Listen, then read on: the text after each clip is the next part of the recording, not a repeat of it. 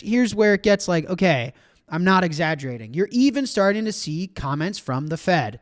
Fed Governor Waller said, weak labor market is likely to continue going forward. CEOs say significant job cuts are coming from AI. If you're getting forward signs from the Fed, that is signal to sell everything and take cover. Crypto sentiment is collapsing terribly. Fear is everywhere. Confidence is fading. For many investors, the mood feels eerily similar to the aftermath of the FTX implosion in 2022, a period defined by disbelief, exhaustion, and one uncomfortable question echoing across the market. Is it finally time to sell and cut losses? But this time, the anxiety isn't being driven by a single scandal or exchange failure. According to Jack Mallers, something far more structural is unfolding beneath the surface. In the latest episode of his weekly Mailbag podcast, Mallers issues a serious warning for all Bitcoin and crypto investors. His message is blunt, unsettling, and impossible to ignore. Investors may be underestimating the scale of the forces currently repricing markets. Mallers points directly to remarks from Federal Reserve Governor Christopher Waller, who recently acknowledged that AI-driven disruption is accelerating, that labor market weakness may persist, and that significant job displacement is no longer a distant theory. For a central bank that has spent years projecting stability, this shift in tone carries weight. And Mallers' interpretation is clear. When forward warnings begin emerging from the Fed itself, caution is no longer optional. In Mallers' words, it may be time to sell everything and take cover. In this video, we break down what he sees, what markets may be pricing in, and why this moment could matter far more than most investors realize. If you find this analysis valuable, hit the like button, subscribe to the channel, and tell me in the comments, is this just another panic cycle, or is something much bigger starting to unfold? Let's dive right in. So let's take a look, guys. First of all, corporate America is panicking right now. If you take even a second to do a little bit of research, you'll realize shit is already hitting the fan. Okay? This is AI disruption mentions in earnings calls. Q4 earnings calls hit a smashing record, nearly doubling prior mentions. Look at the growth of AI disruption mentions during earnings calls over the last 4 years. It went from barely a mention to a mention on every single call. I need you guys to conceptually understand the rate and pace of that level of change. It went from, wait, AI is an actual thing? To, if you have an earnings call and AI is not mentioned, there's a problem. Guys, that's insane. Now, over the weekend, I don't know how to pronounce this research firm. Citrini, let's just go with Citrini. This research firm, Citrini, posted a Substack article. And it's actually a really good read. I recommend reading it. It's long, though. It's long. You can see my little AI thing, this browser extension I have that reads everything to me. It was about a 45-minute read, but I had my morning espresso. It read to me while I was playing some chess. It was a good read. And the article is titled The 2028 Global Intelligence Crisis. And it's as if we're in June 2028 and they're writing their traditional macro monthly newsletter, but unemployment's at 10%, the stock market has gotten hammered, and it's a 2-year look back as to where we are today, as if we're in the year 2028 of what happened. That this giant deflationary wave of technology hit us in the face, crashed the stock market, rendered everyone unemployed, and just destroyed the world as we know it. And as I've said before, you're a victim if you want to be, right? And obviously rendered a beautiful world for humans as creators and efficiency and deflationary tendencies, making everything more accessible and achievable, but ruined this debt-ridden system that we had built. Okay, cool article, Substack article. Who gives a f? Well, Monday morning, the stock market's getting obliterated, and what hits the Bloomberg terminal is software payment shares sink after Citrini post on AI risks. Wall Street is citing this Substack post as why the stock market is crashing. And I screenshotted Arthur's tweet here, which reads, "The AI destruction common knowledge game is revving up," because it's one thing for me to be talking about this. It's one thing for Bitcoin to be warning us about this.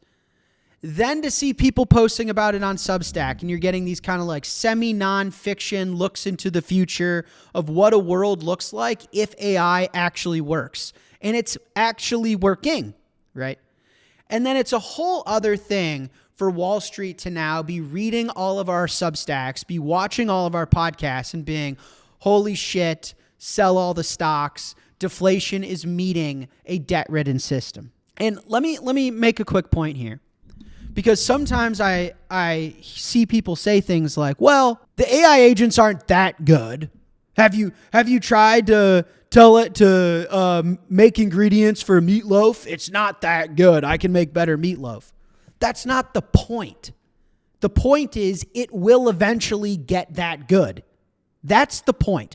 That's not how markets work. You guys need to understand this point really quickly. Pay attention. If you're hitting a PR on the bench, if you're driving and you're switching lanes, pay attention. This is how markets work. They price in the future. If it will happen, you price it in now. It's not about whether Claude can make a better meatloaf ingredients list than you today. It will eventually. That's the point. It will be a better accountant. It will do better analysis on your blood work. It will write better legal documents. It will write better software. The point is it will. And any doubt that it won't and it can't is gone. And the way markets work is they start pricing that reality in today. They're forward looking. And so when anyone ever says, well, these things aren't that good, that's not the point. Now, if we're talking about how they can impact your life today, yeah, I don't use AI for everything yet. I use AI for some things. I use AI to help me make this show. It's really good at making slide decks. It's not really good at other things. That's a separate conversation. How is it going to impact markets? Will it cause enough disruption in the job market to cause a cascading debt spiral in this $40 trillion debt-ridden fiat system? That's the question you need to ask yourself. Why is Bitcoin acting like the world is on fire? Why is AI disrupting and displacing jobs on every single earnings call? Why is a Substack article being referenced as the reason there's red dots everywhere all over everyone's Bloomberg terminal? That's the thing you need to ask yourself. When you're at happy hour and some dude's like, bro, these models aren't even that impressive. That's not how markets work. So, one Substack post, a single research post, look at the damage done. Visa, Mastercard, DoorDash, ServiceNow, Blackstone, murdered. In the Substack post, again, you guys should read it. It not only talks about AI, it talks about stablecoins. It's in the year 2028. It's like I go and I buy, I forget what it said exactly. I go buy a bacon, egg, and cheese, and I use stablecoins. And there's no interchange for Visa to take anymore. Anyone can be on the issuing side. Anyone can be on the acquiring side. Now, I don't know why stablecoins are that innovative. We'll get to that in a second during the grind my gears.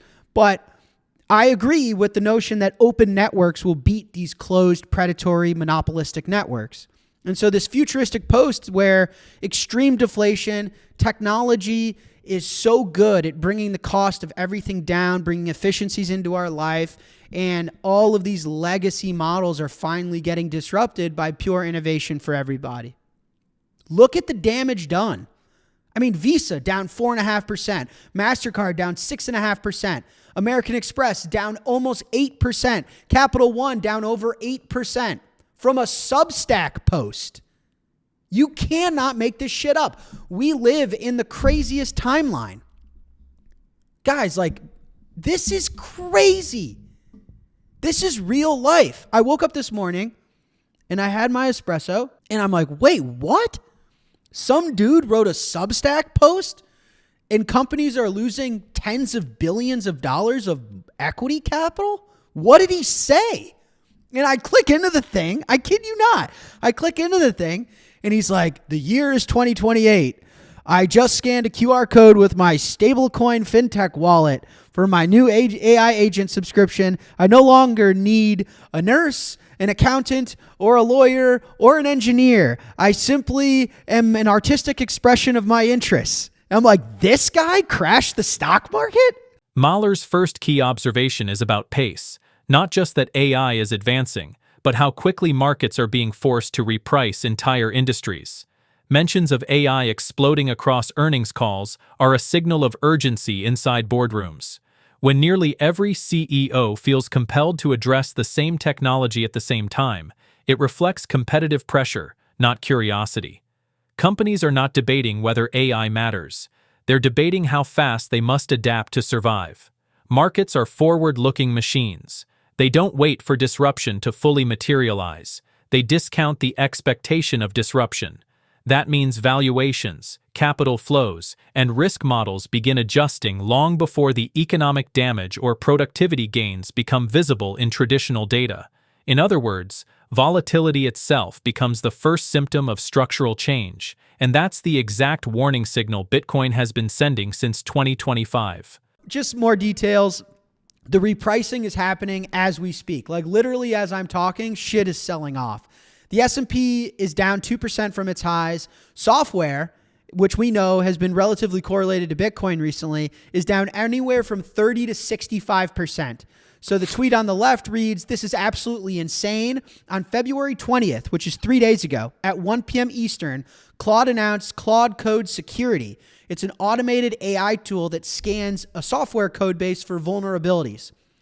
As of 1 p.m. Eastern today, 2 trading days later of that announcement, CrowdStrike, the stock, is down $20 billion in market cap. Just a complete nuke. Then the tweet from Charlie, percentage below all-time highs. I'm not talking about Bitcoin. I'm not talking about your cousin's boyfriend's nephew's favorite shitcoin. I'm talking about equities. I'm talking about the S&P, percent below all-time high. S&P 500, down 2%. Microsoft, down 30%.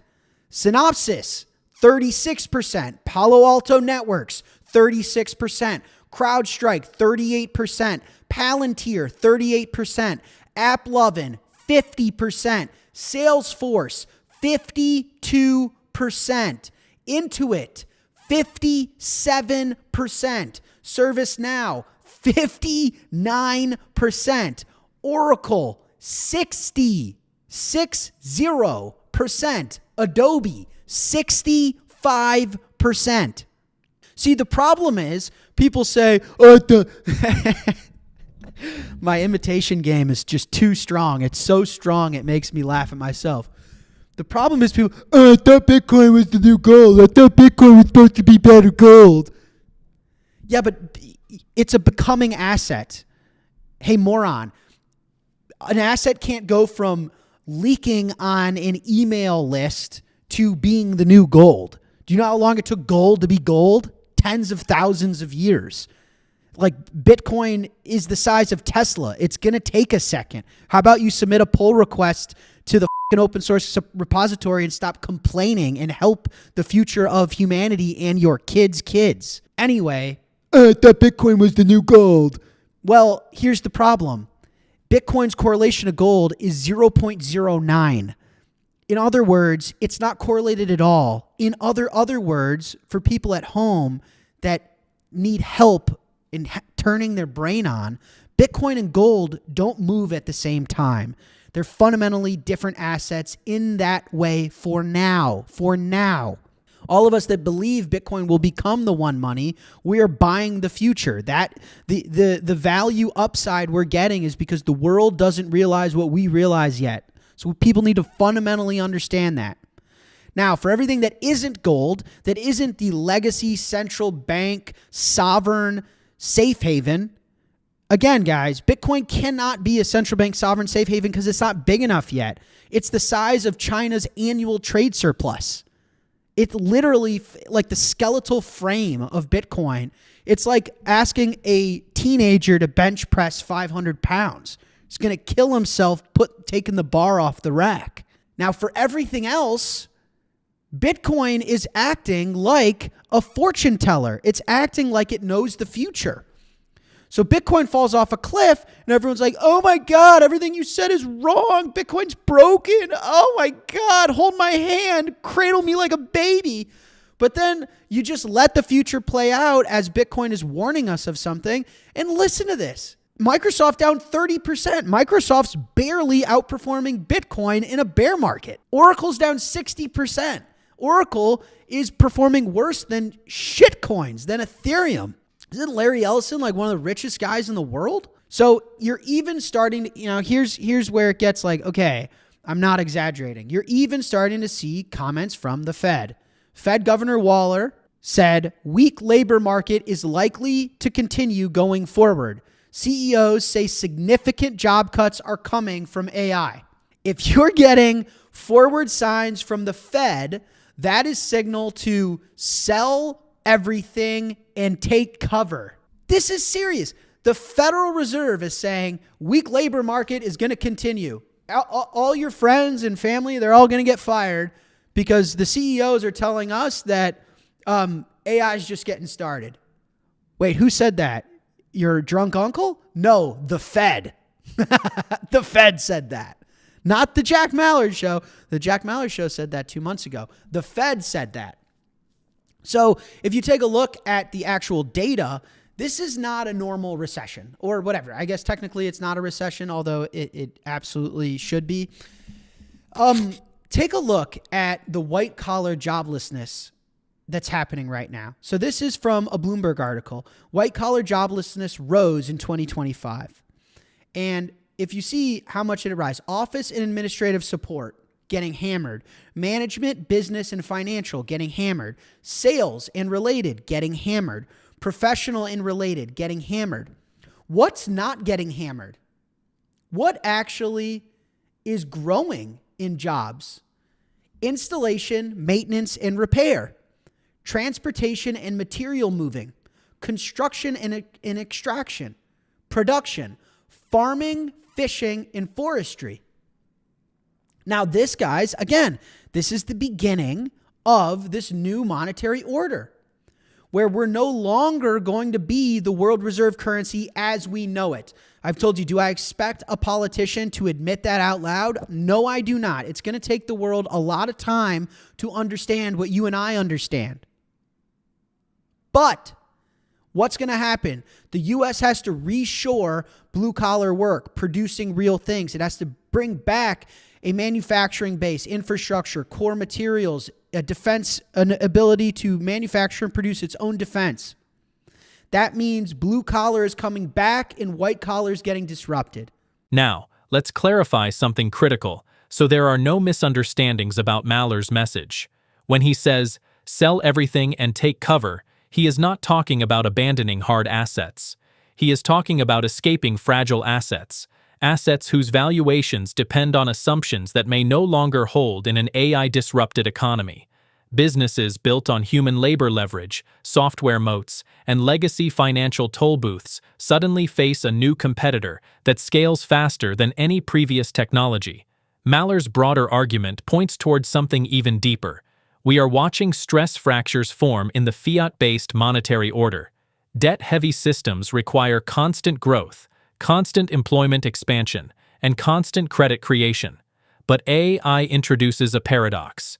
It drives extraordinary productivity while simultaneously threatening traditional labor dynamics. That combination destabilizes the very mechanisms that modern economies rely on. This is why the Federal Reserve's stance matters so much. Waller's remarks suggest policymakers are not trying to prevent disruption. They are willing to tolerate it. Higher productivity means higher potential GDP. Higher GDP improves debt-to-GDP ratios. From a purely mathematical standpoint, technological deflation becomes a pressure valve for an over-leveraged system. Maller's warning is essentially this.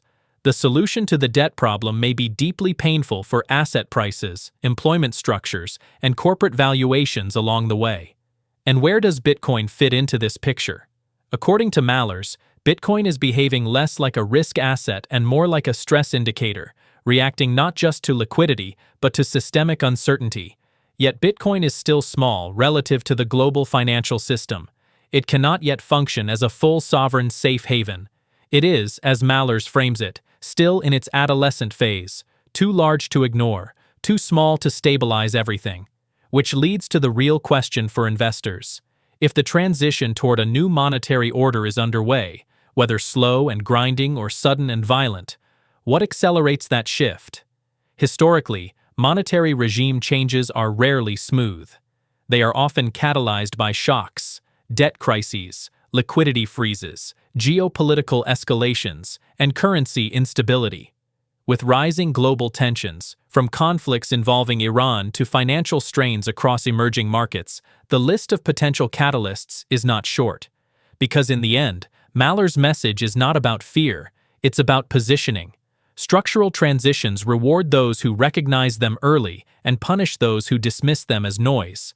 If this shift plays out over years, patience wins. If it accelerates unexpectedly, preparation wins. If you found this breakdown valuable, hit like, subscribe for more investor-focused analysis, and tell me in the comments, what do you think forces the next major repricing event? And more importantly, where do you think real safety exists in a world being reshaped by AI and monetary instability? Thanks for watching.